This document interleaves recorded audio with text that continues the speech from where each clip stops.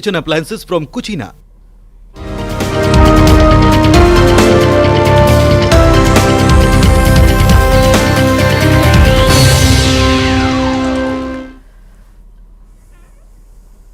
नमस्कार, हमर छत्तीसगढ़ आप देख रहे हैं और आपके साथ मैं हूं अंशिका पाठक। सबसे पहले बात होगी सीजीपीएससी रिजल्ट्स को लेकर, जहां सिविल जज का परिणाम जारी कर दिया गया है और टॉप 10 रैंक में 9 लड़कियों ने बाजी मारी है। सिविल जज का परीक्षा परिणाम जारी किया गया और ईशानी अवधिया ने परीक्षा में टॉप किया है। अर्पित गुप्ता दूसरे और मानसी बिष्ट तीसरे नंबर पर। 48 पदों के लिए 152 अभ्यर्थियों का इंटरव्यू हुआ था और इसमें सिलेक्शन भी हो गया है। लेकिन सबसे बड़ी बात यह कि टॉप 10 रैंक में 9 लड़कियों ने बाजी मारी है। आज के इस दौर में लड़कियां किसी से कम नहीं और यहां पर भी सीजीपीएससी रिजल्ट घोषित कर दिए गए हैं, जारी कर दिए गए हैं और इसमें टॉप 10 रैंक में 9 लड़कियों ने बाजी मारी है। ईशानी अवधिया ने परीक्षा में टॉप किया है। कई ऐसे अभ्यर्थी हैं जिन्होंने परीक्षा दी थी और सबसे बड़ी बात यह कि लड़कियों ने इस बार बाजी मारी है। तो सीजीपीएससी रिजल्ट जारी हो चुके हैं और इसमें 10 रैंक, टॉप 10 रैंक में 9 लड़कियों ने बाजी मारी है। सिविल जज का परीक्षा परिणाम जारी हुआ है। ईशानी अवधिया ने परीक्षा में टॉप किया है। अर्पित गुप्ता दूसरे नंबर पर और मानसी बिष्ट तीसरे नंबर पर। 48 पदों के लिए 152 अभ्यर्थियों का इंटरव्यू हुआ है। काफी मेहनत के बाद देखिए, जब इस तरह टॉप करते हैं तो काफी अच्छा अनुभव होता है और बहुत खुशी मिलती है। 9 लड़कियों ने बाजी मारी है और इन 9 लड़कियों में से एक रिद्धि टॉपर हमारे साथ जुड़ गई हैं। रिद्धि, आपको बहुत शुभकामनाएं, बहुत बधाई। सबसे पहले कैसा लग रहा है आपका अनुभव? Thank you so much. अनुभव तो काफी अच्छा रहा इस जर्नी में, सिविल जज की जर्नी में।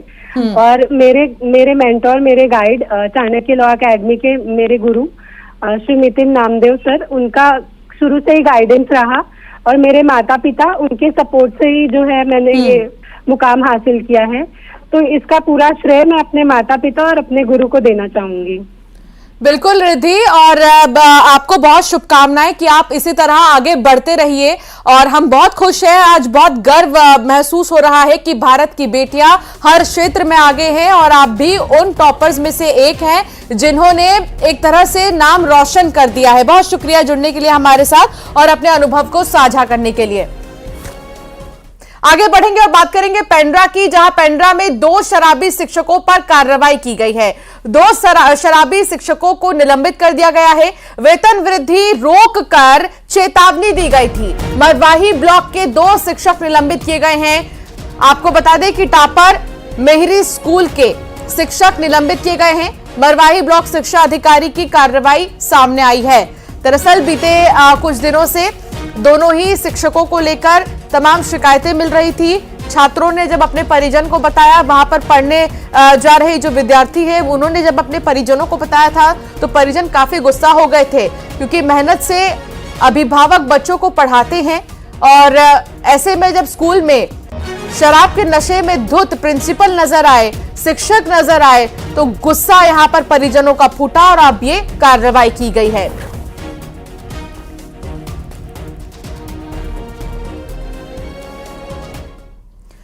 पेंड्रा में किराना व्यापारी के घर लूट का मामला सामने आया है। व्यापारी के घर में बदमाशों ने लूट की है। घर वालों को बंधक बनाकर 4 लाख के जेवर, 25,000 कैश लूट ले गए बदमाश। घर में सीसीटीवी कैमरे भी जो लगे थे वो भी चोरी कर ले गए बदमाश। गौरेला थाना क्षेत्र के खोडरी का ये पूरा मामला है। किराना व्यापारी के घर पर लूट की वारदात को अंजाम दिया गया और ऐसे में जो कैमरा लगा हुआ था सीसीटीवी, उसे भी चोरी कर ले गए बदमाश। किराना व्यापारी के घर पर लूटपाट। 3 लोग थे जो हमारे बेड तक पहुंचे थे, रूम तक। वो 3 लोग थे। एक तो जल्दी जल्दी वो निकाल रहे थे अलमारी से, एक हमारी मुंह दबा रखे थे और जब हम हथियार वगैरह भी कुछ रखे हैं? बोल रहे थे कि हम चाकू रखे हैं और बंदूक भी रखे हैं, अगर तुम हल्ला मचाएगी तो हम तेरे को अब भी मार देंगे। ये खोडरी रेलवे स्टेशन से जस्ट लगा हुआ एक घर है। सामने में स्थित घर में रात के समय में कुछ अज्ञात लोग घर में प्रवेश किए थे और जिस कमरे में परिवारजन थे उसे बाहर से लैच करके एक अलमारी से उनके घर के सामान को उन्होंने चोरी की है, जिसमें कुछ ज्वेलरीज और कैश चुरा के ले गए हैं। और इसमें अभी लगातार विवेचना की जा रही है, इसमें जांच पड़ताल की जा रही है और उसके आधार पर अग्रिम कार्रवाई की। अंबिकापुर में नर्सिंग की छात्रा का शव मिला है। किराए के मकान में छात्रा का शव मिला। जशपुर के बगीचा की रहने वाली थी ये छात्रा। सीतापुर के मुलाजिम पारा में ये शव मिला है, लेकिन यहाँ पर हुआ क्या था, इस शव के पीछे की मिस्ट्री क्या है, ये अब तक नहीं पता चल सकी है। नर्सिंग की ये छात्रा है जिसका शव मिला है अंबिकापुर में। फिलहाल परिजन गुस्से में हैं और रो रो कर बुरा हाल है कि हुआ क्या आखिर, जो अब नहीं रही उनके घर की बेटी। नर्सिंग की छात्रा का शव मिला। बात करेंगे बिलासपुर की, जहां धारदार हथियार से बेटे ने पिता को मौत के घाट उतार दिया। सुनकर अचंभा होगा, लेकिन यह सच है। पारिवारिक झगड़े में हत्या की गई है। आरोपी बेटे को पुलिस ने हिरासत में ले लिया है।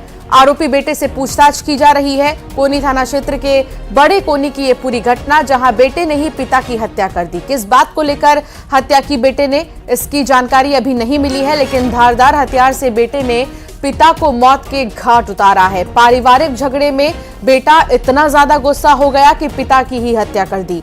आरोपी बेटे को पुलिस ने हिरासत में ले लिया है और उससे पूछताछ की जा रही है। बिलासपुर में अवैध शराब पर कार्रवाई की गई है और 18 लोगों को गिरफ्तार किया गया है जो शराब बेचते थे। पिछले 48 घंटे में 18 तस्कर को गिरफ्तार किया गया है। ये बहुत बड़ी उपलब्धि है कि पिछले 48 घंटे में 18 तस्कर गिरफ्तार कर लिए गए। आरोपियों से 237 लीटर अवैध शराब जब्त किया गया। होटल, ढाबा, खुले में शराबखोरी पर एक्शन लिया गया है। दरअसल ये जो 18 तस्कर हैं वो होटल्स में शराब की तस्करी करते थे, अवैध तरीके से ढाबा में करते थे और खुले में शराबखोरी करते थे, जिसके बाद एक्शन लिया गया है। लगभग 27 शराबियों के खिलाफ मामला भी दर्ज कर लिया गया है जो लोग इनसे शराब खरीदते थे। आईजी के निर्देश पर ताबड़तोड़ कार्रवाई की गई है और इसी तरह इस ऑपरेशन को चलाए रखने की बात भी की जा रही है।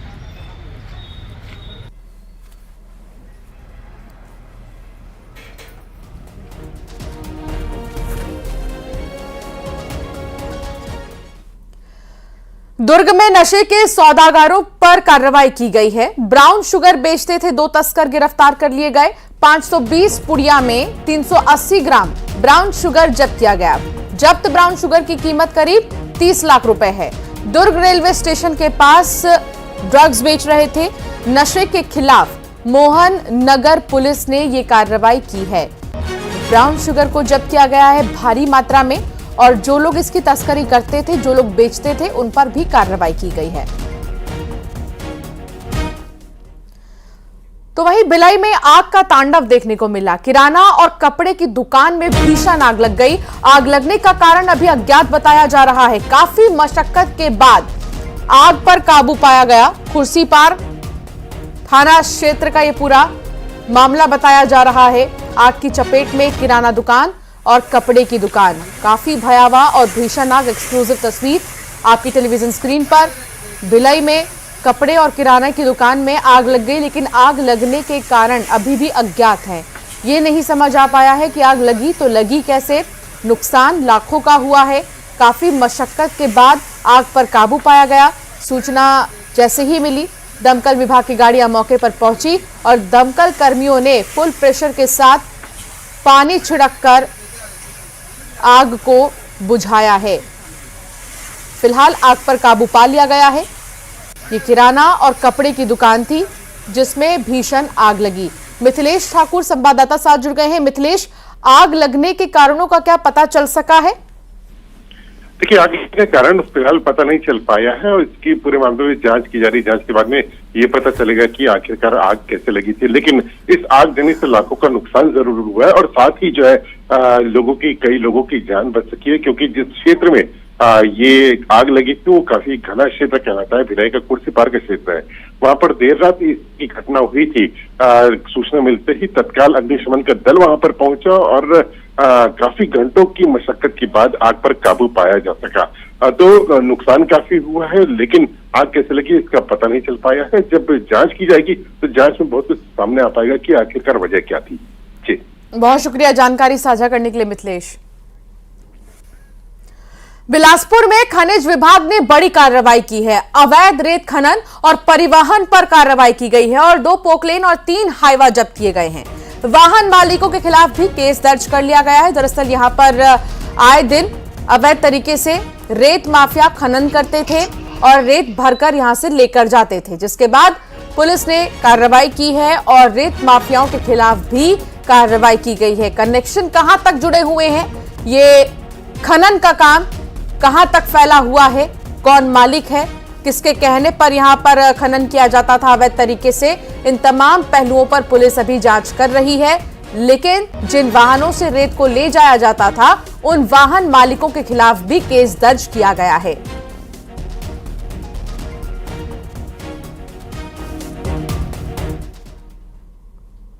छत्तीसगढ़ में कोरोना के 18 नए मरीज मिले हैं। पिछले 24 घंटे में 18 नए मरीजों की पुष्टि हुई है। सुकमा, रायगढ़ में 4 संक्रमित मिले हैं। बालोद, बस्तर में 3 मरीजों की पुष्टि हुई है।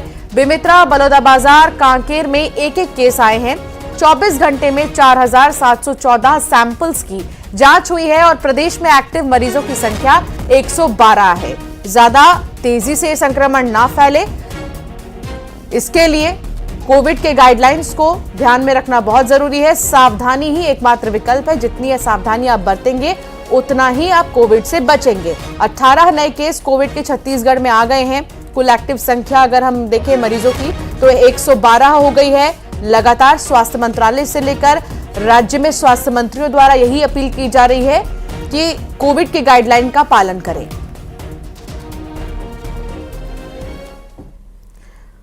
छत्तीसगढ़ में 1-2 दिन में ठंड और भी ज्यादा बढ़ सकती है। मौसम विभाग ने ठंड बढ़ने की भविष्यवाणी की है। छत्तीसगढ़ में 1-2 दिनों में पारा और गिरेगा। तापमान में 3 से 4 डिग्री की गिरावट संभव है।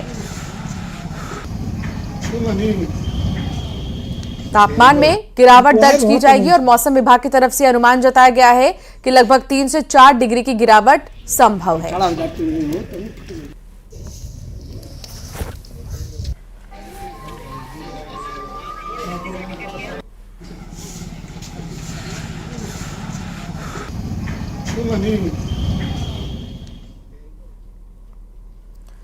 तो वहीं आज दुर्ग दौरे पर सीएम साय रहेंगे। विष्णुदेव साय दुर्ग के कुम्हारी आएंगे और कृषि मेला और संगोष्ठी में शामिल होंगे।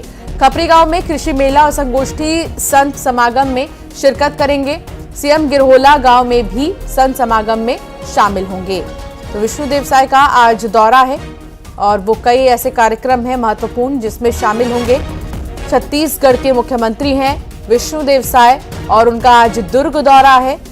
दुर्ग में 2 कार्यक्रम हैं, उन दोनों ही कार्यक्रमों में वो शामिल होंगे। कृषि मेला और संगोष्ठी में वो शामिल होंगे। खपरी गांव में कृषि मेला और संगोष्ठी होगी। संत समागम में भी वो शिरकत करेंगे। रायपुर में कांग्रेस की आज बड़ी बैठक होगी। प्रदेश चुनाव समिति की ये बैठक होगी और प्रदेश प्रभारी सचिन पायलट बैठक लेंगे। चुनाव समिति के सदस्य शामिल होंगे इस बैठक में। लोकसभा चुनाव को लेकर रणनीति बनेगी। तो इस बार कांग्रेस कोई मौका नहीं गंवाना चाहती है। विधानसभा चुनाव में तो हार मिली, लेकिन इस हार के बाद लगातार बैठकों का सिलसिला जारी है और एक बार फिर आज भी बैठक होगी जिसमें कि सचिन पायलट भी मौजूद रहेंगे।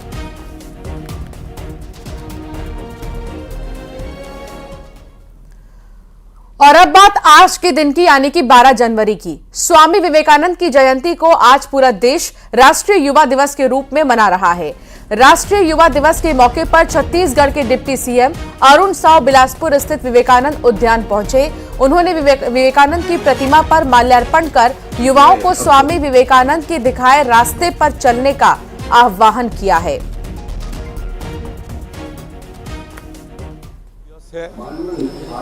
और दुनिया में जिस प्रकार से अध्यात्म का आज डंका बज रहा है, निश्चित रूप से इसकी शुरुआत स्वामी विवेकानंद जी ने किया था। स्वामी विवेकानंद जी के बताए हुए रास्ते पर चलकर दुनिया में भारत के अध्यात्म का डंका बजे, भारत की जो संस्कृति और सभ्यता, भारत की जो विशेषता है वो दुनिया के सामने आए, ये आज हमें संकल्प लेने का अवसर है। निश्चित रूप से बहुत केवल 39 साल की आयु में दुनिया में जिस प्रकार से भारत के आध्यात्मिक ताकत का स्वामी विवेकानंद ने डंका बजाया, निश्चित रूप से आज के युवाओं को उनसे प्रेरणा लेने की ज़रूरत है, उनके बताए हुए रास्ते पर चलने की आवश्यकता है। बिल्कुल, ये तो हमारे साथ डिप्टी सीएम अरुण साहु जिनका ये कहना है कि विवेकानंद के बताए हुए रास्ते पर चलना होगा और तभी जो विवेकानंद के उद्देश्य है वो युवाओं के पूरे होंगे और देश में जो है एक सशक्त राष्ट्र बनेगा। बिलासपुर से न्यूज़ 18 के लिए उमेश मौर्य। जगदलपुर पहुंचे प्रदेश बीजेपी अध्यक्ष का एक अलग रूप देखने को मिला, जहां वो फुटबॉल खेल रहे खिलाड़ियों के पास पहुंचे और उनके साथ जमकर खेलते हुए नजर आए। किरण सिंह देव को फुटबॉल खेलता देख वहां मौजूद खिलाड़ी भी हैरान रह गए। किरण सिंह देव ने इस दौरान एक जोरदार गोल भी किया। फुटबॉल खेलने के बाद बीजेपी प्रदेश अध्यक्ष ने कहा कि पुराने दिन याद आ गए।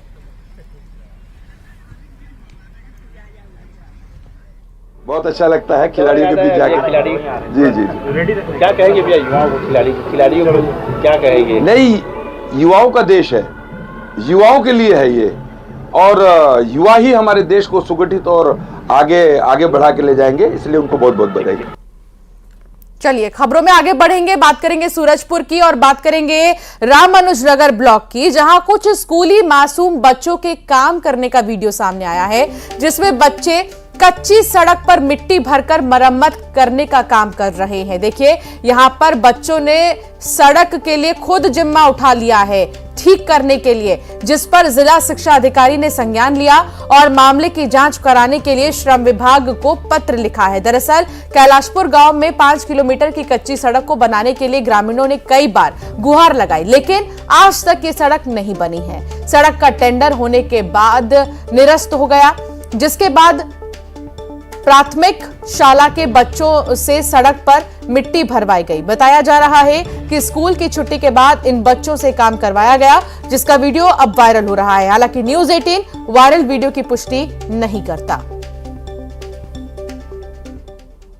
कि कुछ बच्चों के द्वारा सड़क का कार्य कराया गया है और उस वीडियो को मैंने भी देखा। मैं तत्काल अपने बीओ को वहां जांच के लिए भेजा।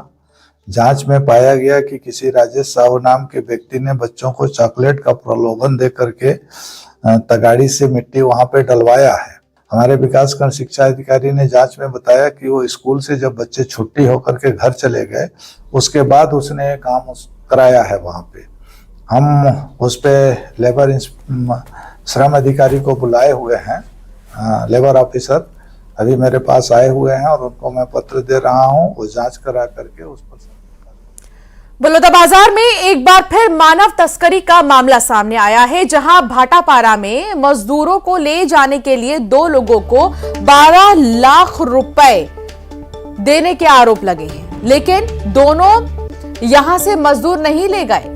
जिसके बाद आपको बता दें कि पैसे देने वाले ने इन दोनों दलालों के खिलाफ थाने में रिपोर्ट दर्ज करवाई है। बताया जा रहा है कि तेलंगाना के एक शख्स ने भाटापारा ग्रामीण थाने में इन दोनों दलालों के खिलाफ केस दर्ज करवाया है। गौरतलब है कि अभी हाल ही में बलौदाबाजार पुलिस ने आंध्र प्रदेश में बंधक बने 43 मजदूरों को आजाद कराया था। इसमें एक प्रार्थी तेलंगाना राज्य का है, जिनके द्वारा थाने में एक शिकायत करवाई गई कि लोकल भाटापारा ग्रामीण थाने के गांव टोनाटार के 2 व्यक्ति हैं, जिन्होंने उनसे गांव के लोगों को वहां पे काम करने के लिए ले जाएंगे ऐसा कहकर उनसे कुछ एडवांस राशि ले ली है और काफ़ी समय से बोलने के बाद भी वो पैसा नहीं दिया जा रहा है। कुछ पैसा कैश में लिया है और कुछ पैसा उन्होंने अपने खाते में भी लिया है। लगभग 12 लाख की राशि उनके द्वारा ले ली गई है और धोखाधड़ी करके उनका ना ही वहाँ पे काम करने के लिए कोई व्यक्ति को ले जाया जा रहा है, ना ही उनका पैसा वापस किया जा रहा है। जिसमें एक 420 IPC के तहत और 506 के तहत हम लोगों ने FIR दर्ज किया है। उसमें से एक आरोपी को हम लोगों ने भी संजय पटेल को गिरफ्तार भी कर लिया है। अब जो खबर मैं आपको बताने वाली हूं वो सर्दियों में चाय लवर्स के लिए बहुत खास है। आपने अक्सर डॉक्टर्स और कई सारे लोगों को यह कहते हुए सुना होगा कि चाय पीना हमारी सेहत के लिए हानिकारक है, पर अगर हम कहें कि कोरिया की एक महिला 35 सालों से सिर्फ और सिर्फ चाय पर ही जिंदा है तो आप क्या यकीन करेंगे? शायद नहीं, पर इस महिला को लोग चाय वाली चाची के नाम से जानते हैं क्योंकि इन्होंने 35 सालों से अन्न और जल को हाथ तक नहीं लगाया है और सिर्फ चाय पर ही जिंदा है। तो चाय वाली चाची को आप देखिए जो 35 सालों से चाय पर ही जिंदा है।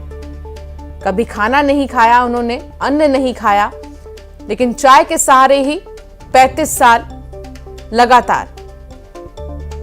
अब चाय वाली चाची की चर्चा देश भर में हो रही है।